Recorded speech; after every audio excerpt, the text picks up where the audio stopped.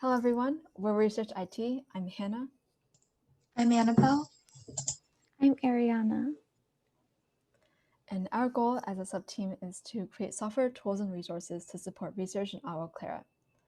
We do this through two main tasks. The first is maintaining a Python package of code useful to AguaClara research.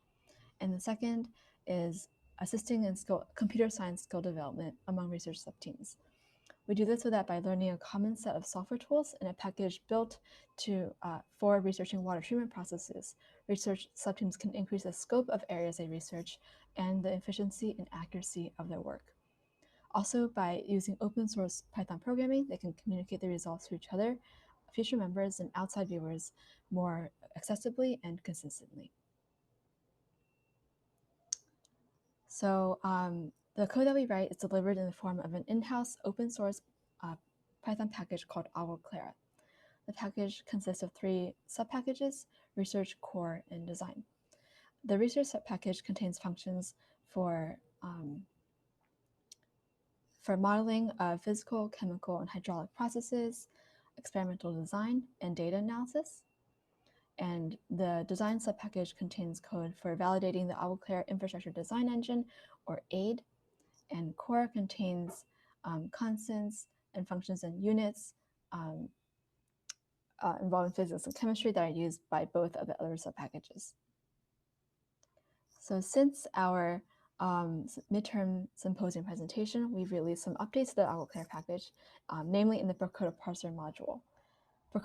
Procoda is a process control and data acquisition program used by research subteams in AguaClara, and Procoda parser is a module of the research subpackage that reads the data files generated by Procoda and performs calculations on and parses that data. So in our updates, we've improved integration with Pint units or scientific units in one of the functions. We've also extended test coverage, or the amount of code that's verified through tests, to make sure that it's functional. We do this by adding tests to cover previously skipped lines of code. And here we have a screenshot of a report from CodeCov, a third-party service that checks the test coverage in our package. We've also modified some functions so that they can read files from GitHub folder URLs. This is to help research subteams as they transition to more cloud-based workflow where they store their data on GitHub and process it and work on it in Google Colab. And lastly, per request from a previous brand pump subteam, we've added a function for finding interpolated intersections of two arrays of data sets, as I show in this graph.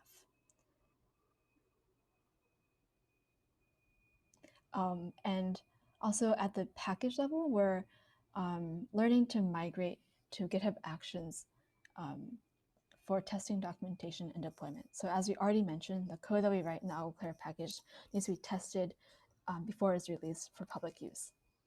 And currently we're using two platforms called Travis and Atveyor to do our to run our tests and to check our test coverage.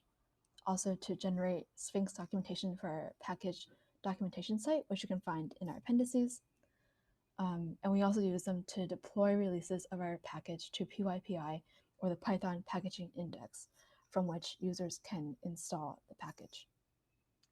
So Travis is used for the Mac OS and Linux environment, whereas Atveyor is used for Windows. And unfortunately, Travis is migrating websites. But the good news is that GitHub has recently released its own platform for software development workflows that's more consolidated and streamlined, in that it can run several Python versions and simulate several operating systems at a time. So rather than migrating with Travis, we're learning GitHub Actions as our new platform.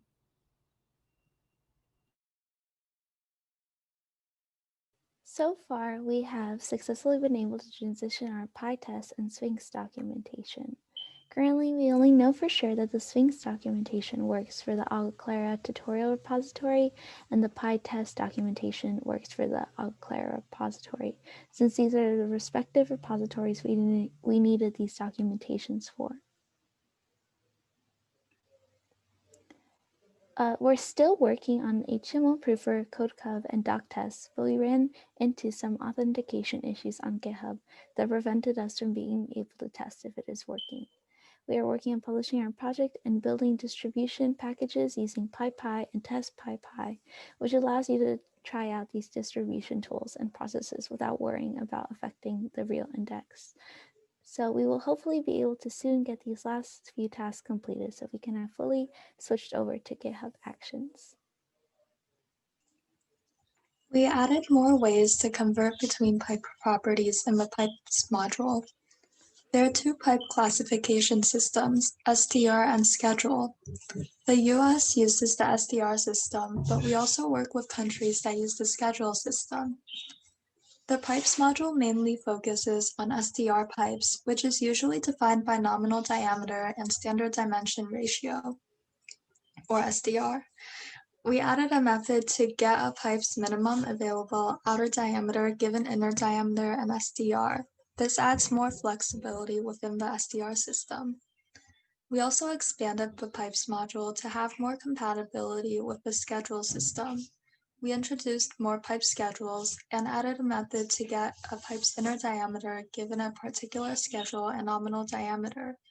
We also added another method to find the best fitting schedule ND combination, giving inner diameter and SDR. This essentially converts an SDR pipe to a schedule pipe. And these terms can also be found in the appendix slides. We updated some existing methods in pipes.py. We standardized method and parameter names, added and improved documentation for methods and classes, and we used conditional indexing to make all available methods more efficient.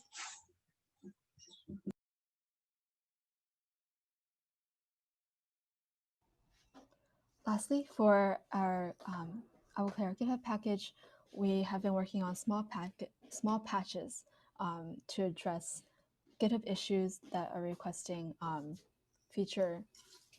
additions of features or bug fixes. So this has included upgrading the version of Pint required for using the AguaClara package. We have also set a case in a function to handle zero-value inputs rather than throwing an error. Additionally, in the chemical dose controller component class, or the CDC class, we have unhid some of the functions so that they're now visible in the documentation. They've also been tested. And lastly, we are cleaning up the old GitHub wiki and moving any information that's relevant to how to develop the package and code style to the package documentation website.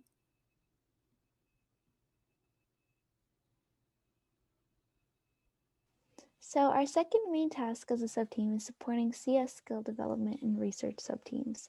So our tasks include writing tutorials for AguaClara research and providing technical support to research subteams.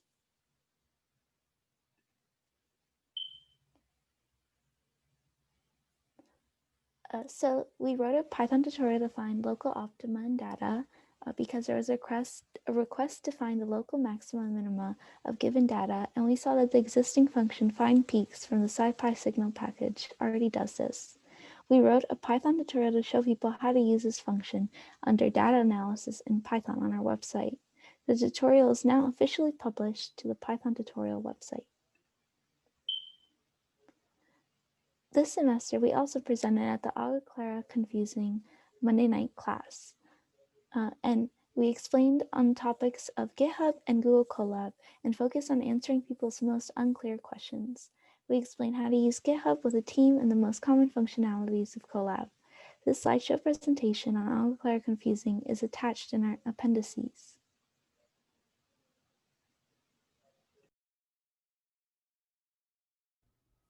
So for our future work, we plan to make some additional improvements to Procoda parser. So there's a graduate student, Kevin Sarmiento, currently looking at ways to make the module more object-oriented. And so we'll be staying tuned and helping him with those additions. We also plan to add more compatibility with the schedule system in the pipes module. And we plan to fully migrate the AguaClara repositories to GitHub Actions. And finally, we'll be documenting workflow for the AguaClara package in our package documentation site, so that future members of Research IT, AID, and students in other universities contributing to AguaClara can contribute more easily. So thank you for watching our presentation. We're happy to take any questions or recommendations through email or through Slack. And here are appendix slides that you can refer to for more information about anything or several topics in our presentation. Thank you.